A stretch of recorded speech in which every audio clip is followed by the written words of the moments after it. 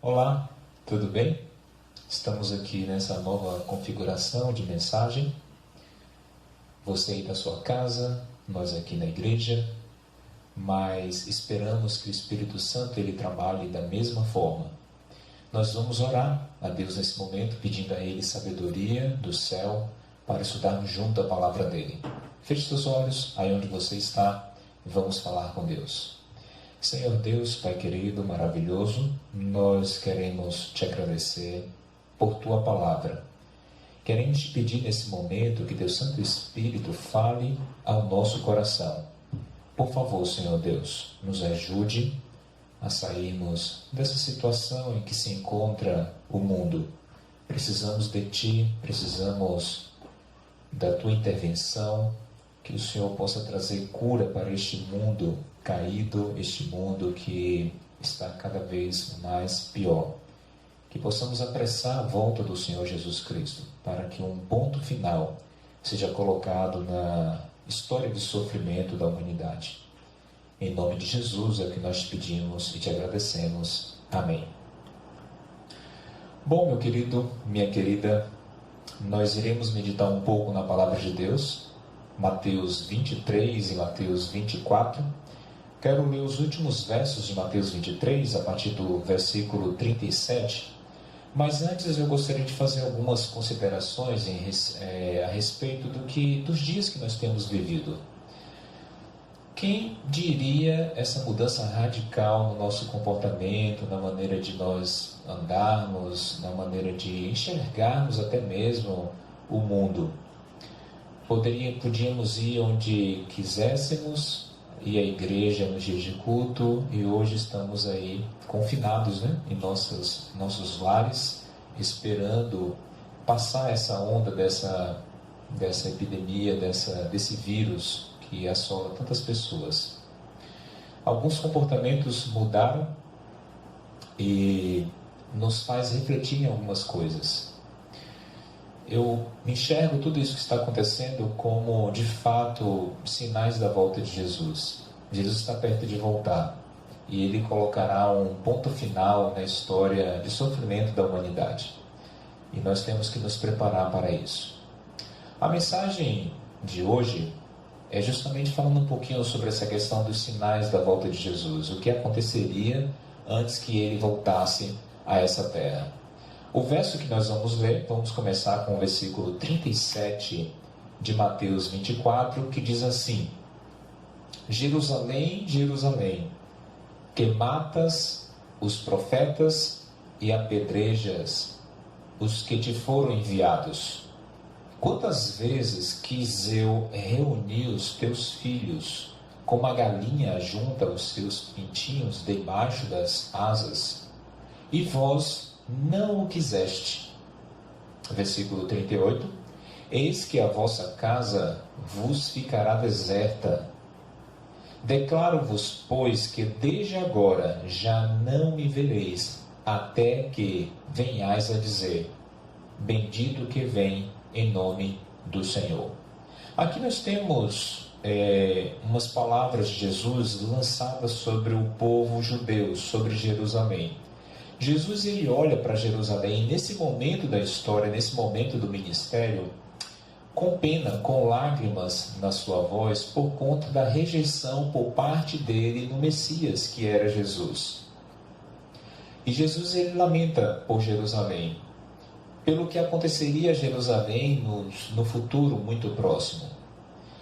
Primeiro ele diz que tinha desejo de ajuntar o povo judeu debaixo das suas asas, como a galinha juntava os pintinhos ali no momento de chuva, no momento em que ela queria proteger os seus filhotes. Aqui nós podemos enxergar como Deus ele ama a humanidade e como ele fala com amor e com anelo para que o ser humano aceite a salvação, para que o ser humano mude o seu comportamento. Falando em mudar de comportamento, nós observamos uma grande mudança no comportamento da sociedade depois desse vírus.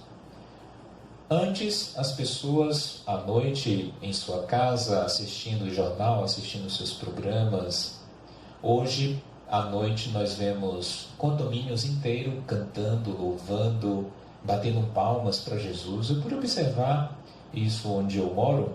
Isso mostra uma certa mudança de comportamento, uma certa mudança de visão de mundo. As pessoas elas estão mais sensíveis ao que se diz respeito à vida espiritual, a buscar a presença de Deus. Eu quero ter esperança de que quando isso passar, quando esse vírus passar, quando essa epidemia terminar, quando nossa vida estiver normalizada, eu tenho esperança de que essas pessoas continuem buscando a Deus, porque de fato é a única solução, é o único caminho que nós temos, é buscar a Deus. O povo de Jerusalém, eles estavam acostumados ali aos rituais do templo, aos rituais da igreja. E nesse momento em que Jesus ele lamenta por Jerusalém, ele fala, eis que, no versículo 38, eis que a vossa casa vos ficará deserta. Um dia antes de Jesus pronunciar essas palavras, no versículo 13 do capítulo 21, Jesus ele chama a minha casa, se referindo ao templo. A minha casa será chamada casa de oração. A minha casa, ele fala a minha casa, um dia antes. E nesse momento ele fala, no capítulo 23, 38, eis que a vossa casa ficará deserta. Ele já estava dizendo que aquele sistema de sacrifício, todos aqueles rituais teriam um fim, não iriam mais funcionar. De fato, que depois de Jesus ter dito isso, depois da morte de Jesus, o sacrifício no templo ainda continuou durante 40 anos, até a nação dos judeus ser destruída, ser invadida por Roma e a Jerusalém ser destruída nos anos 70. Mas até esse período ainda eles faziam rituais e sacrifícios de animais, mesmo o véu do templo tendo sido rachado, mesmo chegando na metade da profecia de Daniel das 7 semanas, mesmo assim eles continuavam, mas chegou o momento em que Jerusalém foi destruída. Nós vamos emendar no capítulo 24 de Mateus, porque após ter pronunciado essas palavras, Jesus agora ele é convidado a ir ao templo com os discípulos, e chegando ali os discípulos, eles olham para aquele templo que estava ainda em construção, mas estava lindo, não estava tão lindo quanto foi construído ali na época de Salomão, mas era uma das 7 maravilhas do mundo naquela época. Era algo espetacular, servia como um orgulho nacional para os judeus. Eles se orgulhavam do templo, eles se apegavam ao templo. E ali eles foram levar Jesus e apresentando a Jesus aqueles mármores brancos, bonitos, aquela coisa luxuosa, linda, no pôr do sol, os raios batendo ali no teto, que era banhado a ouro, e aqueles reflexos bonitos. E aí Jesus ele olha para os discípulos, quando os discípulos apresentam o templo, olha assim, o templo como está ficando bonito. Jesus diz, olha, sabe de uma coisa? Não vai ficar pedra sobre pedra. Tudo será, diga aí comigo, tudo será destruído. Isso, tudo será destruído. Os discípulos eles ficam tão arrasados, porque imagine você está construindo a sua casa, você está edificando, você chegou na parte onde você colocou agora o porcelanato na casa e ficou linda, está linda. E quando isso acontece, a gente chama os amigos, a família e começa a mostrar, olha como está ficando a minha casa. Olha que coisa linda isso aqui, olha, você gostou, foi bom o meu gosto. E aí já pensou?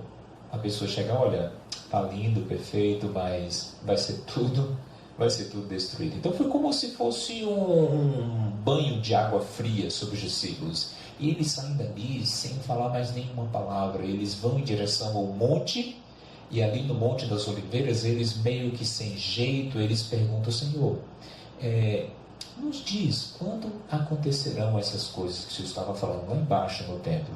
Eu vou ler o verso aqui, que fala sobre isso, e você pode acompanhar aí na sua Bíblia. Você está com a sua Bíblia aí aberta? É bom que você esteja com a sua Bíblia. Abra a sua Bíblia aí, já está aberta, né? Vamos aqui pegar o capítulo 24, versículo 1, que diz assim: Tendo Jesus saído do templo, ia se retirando quando se aproximaram dele os seus discípulos, para lhe mostrar as construções do templo. Versículo 2. Ele, porém, lhes disse: Não vedes tudo isso? Em verdade vos digo que não ficará aqui pedra sobre pedra que não seja derribada. É justamente nesse ponto que os discípulos saem dali tristes, e eles quase que não acreditam naquilo que Jesus falou.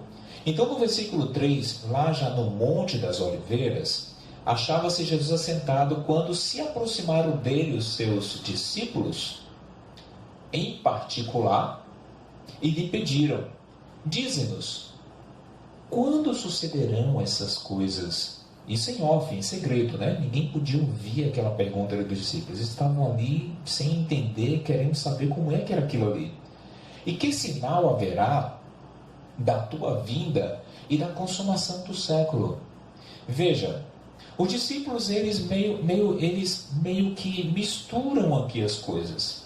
Jesus estava falando referente à destruição do templo já na profecia que seria destruído nos anos 70, quando Roma de fato invadisse por força Jerusalém e destruísse tudo aquilo ali.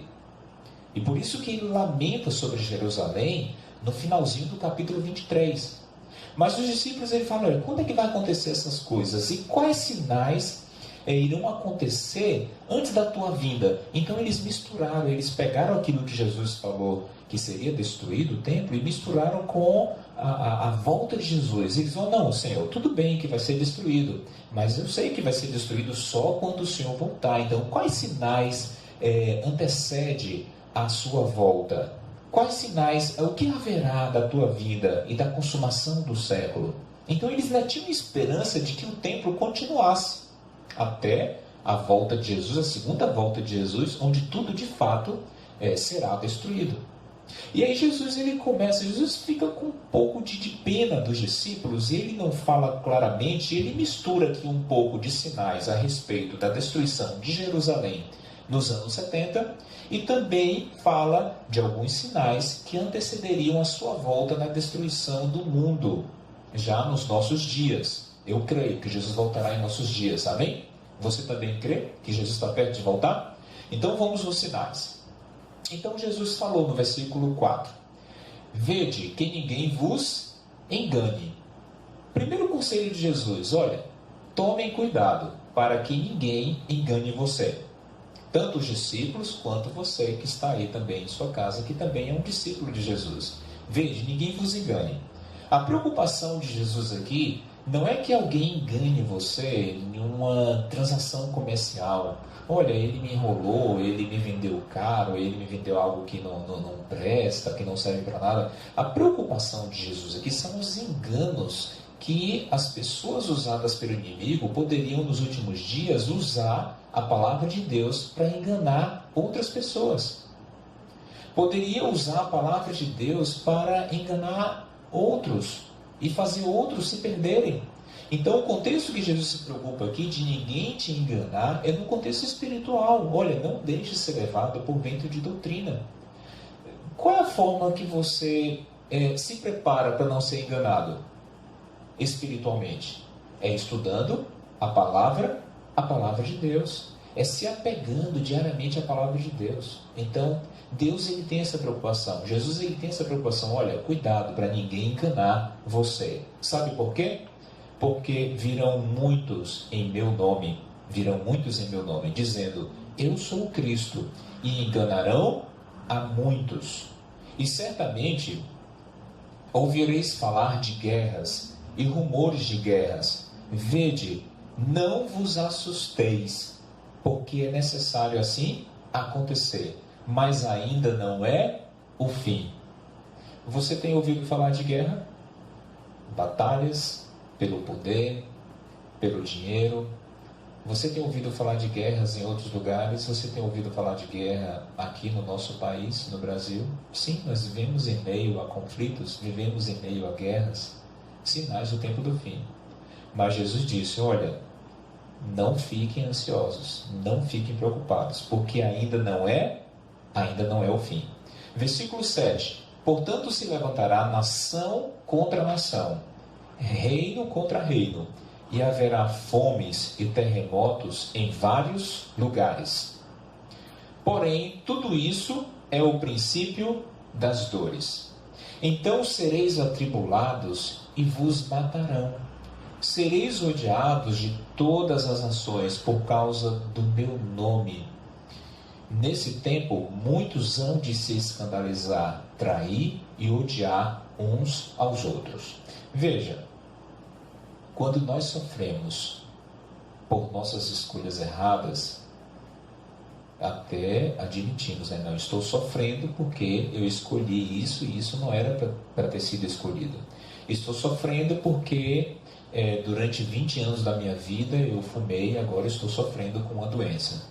Eu estou preso porque eu sabia que era errado roubar e eu fui e roubei e hoje estou sofrendo aqui na cadeia. Então existe o sofrimento que é pela consequência das nossas escolhas. Mas existe, e esse sofrimento traz tristeza.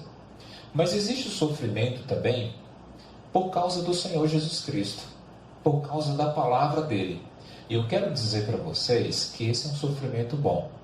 Lá em Mateus 5, nas bem-aventuranças, diz que bem-aventurados aqueles que sofrem por minha causa. Jesus dizendo, aqueles que sofrem por causa de Jesus, esses alcançarão o céu. Então, se sofrermos perseguições, se sofrermos prisões nos últimos dias, por conta de estarmos unicamente obedecendo a palavra de Deus, é um sofrimento que deve trazer alegria, porque é um sofrimento passageiro. Nós teremos muito em breve o galardão celestial, que é a vida eterna. Amém? Então, sofrer por causa dos meus erros, das minhas escolhas erradas, vai me trazer tristeza. Mas se você está sofrendo porque você obedece à palavra de Deus, porque você obedece aos mandamentos de Deus, é um sofrimento que deve nos trazer alegria. E aqui diz, olha, vocês serão atribulados nos últimos dias. Alguns morrerão nos últimos dias. Sereis odiados de todas as nações por causa do meu nome. Nesse tempo, muitos hão de se escandalizar, trair e odiar uns aos outros. Levantar-se-ão muitos falsos profetas e enganarão a muitos. Mais uma vez, Jesus, ele fala sobre a questão do engano. Temos que ter cuidado para não sermos enganados. E no versículo 12, e por se multiplicar a iniquidade, o amor se esfriará de quase todos. Olha, que coisa. Versículo 13, aquele, porém, que perseverar até o fim, esse será salvo. A palavra desse momento aqui, perseverança. Perseverança. Nós temos que continuar acreditando em Deus. Nós temos que continuar confiando em Deus. É o que nos resta nesse mundo. Veja como o mundo virou completamente de cabeça para baixo nesses últimos dias. Qual é a nossa esperança? Não podemos nem sair de casa. Eu enxergo Jesus muito em breve voltando, porque nunca na história isso aconteceu. Um vírus se espalhar, uma doença se espalhar, e Jesus também, em outra parte da Bíblia, em Lucas, falando sobre os sinais, ele fala sobre as pestes epidêmicas, as doenças, as pandemias, que seriam muito fortes nos últimos dias, e tudo está mudado. O que nos resta?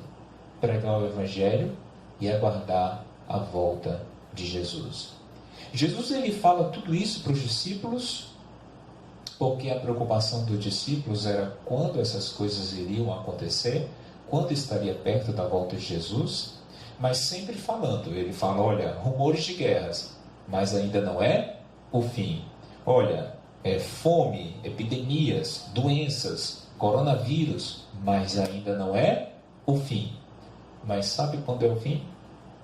Aqui no verso 14, que diz assim: e será pregado este evangelho do reino por todo o mundo, para testemunho a todas as nações. Então virá o fim. Tudo pode acontecer como está acontecendo, mas ainda não é o fim. O fim só chegará quando o último sinal chegar, que é a pregação do Evangelho eterno, a pregação a respeito da volta de Jesus. A última mensagem, a mensagem do terceiro anjo, for pregada a toda a criatura. E eu e você, nós somos agentes dessa pregação do Evangelho. Nós somos coparticipantes do reino de Cristo, quando ele falou: ide por todo mundo e pregai o Evangelho. Esse imperativo, esse ide, foi para mim e você. Pregarmos juntos a respeito da volta de Jesus, apressarmos a volta de Jesus. E você poderia me perguntar: mas pastor Ismael, eu até que gostaria de começar a pregar o Evangelho, mas nesse momento nós não podemos sair de casa. Nesse momento nós não podemos ir na casa das pessoas. Isso em breve vai passar, com fé em Deus, e você vai poder pregar o Evangelho, você vai poder ter contato novamente com as pessoas. Mas enquanto isso não acontece, nós temos ferramentas na igreja que podemos utilizar justamente nesse momento. Eu acredito que Deus permitiu essas ferramentas, essas estratégias que eu vou falar um pouquinho brevemente aqui para você. Deus permitiu que a igreja investisse nisso, Deus permitiu que a igreja trabalhasse com isso, porque talvez Deus, claro, Deus sabe todas as coisas, podemos usar nesse momento em que não podemos sair de casa. Você pode evangelizar alguém, você pode dar um estudo bíblico para alguém aí da sua casa. O seu amigo que você tem interesse em levar para o céu, um parente que você tem interesse em levar para o céu, está lá na casa dele, você está aí na sua casa e você pode dar um estudo bíblico para ele. Nós temos hoje um robozinho chamado Esperança. A Esperança, ela foi criada justamente para dar estudos bíblicos pelo WhatsApp. Sabia disso? Você já conhecia? Já conhece a Esperança? Eu vou deixar um número depois da mensagem. Essa mensagem vai chegar até o WhatsApp, vai também esse número. Você vai salvar o número da Esperança no seu celular, desse robozinho. Você vai criar um grupo de WhatsApp.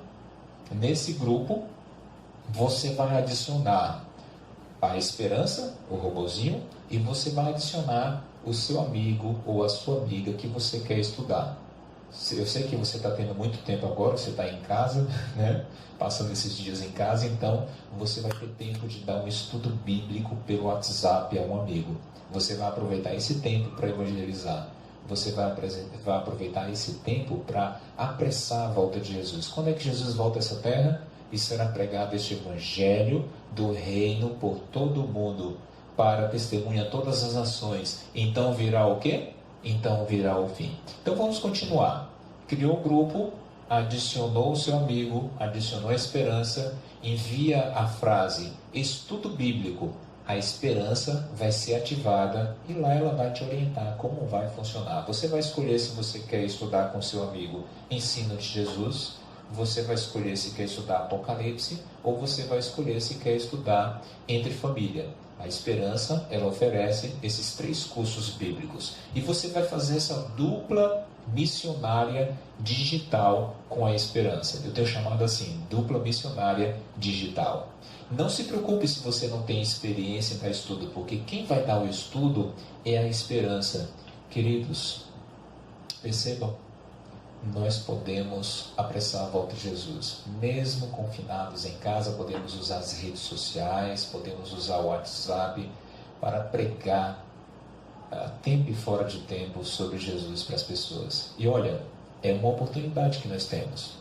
Muitas pessoas estão interessadas nesse momento da história em aprender o que a Bíblia fala, em aprender e saber o que Jesus quer para a vida delas. Para vocês terem ideia, da semana passada para cá, o meu WhatsApp não para, porque as pessoas sabem, eu divulguei nas redes sociais, que eu dou estudo bíblico pelo WhatsApp, eu instruo as pessoas a usar esse recurso, meu WhatsApp não para, centenas de pessoas me procuraram: pastor, como é que eu faço para dar estudo bíblico pelo WhatsApp? Pastor, eu quero estudar a Bíblia, eu recebi de uma amiga minha, eu tenho uma aluna chamada Lady Jane, ela estuda comigo desde o ano passado pelo WhatsApp, e ela está falando para as amigas dela, de outras igrejas, da Assembleia, da Católica, e essas pessoas estão me procurando: pastor, eu também quero estudar a Bíblia pelo WhatsApp. E eu tenho já várias pessoas estudando comigo, aprendendo a respeito dos ensinos de Jesus, aprendendo a respeito do Apocalipse. Então, vamos lá? Você gostaria de também dar um estudo bíblico pelo WhatsApp? Você gostaria de saber como? Então você vai salvar o nome da Esperança, que vai aparecer aí na tela, ou vai aparecer na sua mensagem no WhatsApp. Você vai criar o grupo. Você vai adicionar apenas um amigo. O grupo só tem você, a Esperança e um amigo. Não pode adicionar mais de um estudante. Se você tem mais de um aluno, mais de um amigo para estudar, então você deve criar um outro grupo e adicionar esse amigo. E aí envia a palavra lá, a frase estudo bíblico. Quando você envia, pronto, a Esperança ela vai ser ativada e ela vai dar o estudo. Que Deus abençoe você, que Deus abençoe a sua família e que a palavra de Deus tenha sido eficaz para nós nesse momento. Em nome de Jesus. Amém. Vamos cantar um hino? Vamos cantar um hino que fala sobre a volta de Jesus? Vamos cantar um hino de número 152. É um hino que fala sobre a volta de Jesus, é um hino que está no contexto da mensagem desse momento, onde nós vimos os sinais. Então, cante comigo, eu sei que você vai ouvir aí o louvor. Vamos cantar juntos, número 152 do Inário. Você pode também pegar o seu celular e abrir aí no Inário, pegar o seu Inário e vamos cantar juntos. Vamos lá?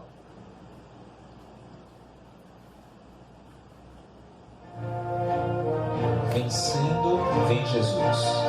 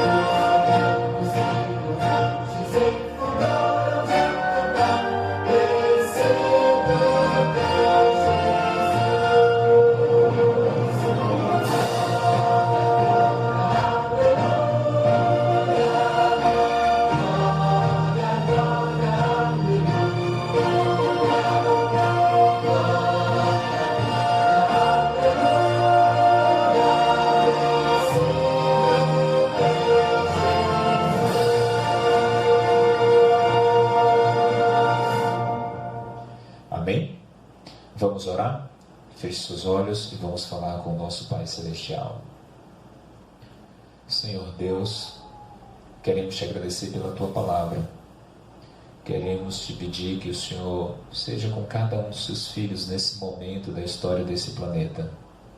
Estamos com medo, porque é desconhecido para nós, temos ouvido muitas notícias ruins, mas que possamos nos apegar à esperança da Tua Palavra, que possamos nos apegar à esperança da volta de Jesus e que possamos, da forma que nós temos nesse momento, pregarmos a Tua Palavra, pregarmos o Evangelho, darmos estudos bíblicos, usando as ferramentas que a Igreja tem preparada para esse momento. Nos abençoe. Abençoe nesse momento cada irmão que está aí no seu lar, com a sua família. Que o Senhor proteja a cada família, que o Senhor proteja a cada lar dos teus filhos. Tenha misericórdia das pessoas que já estão sofrendo. Tenha misericórdia das pessoas que já foram contaminadas.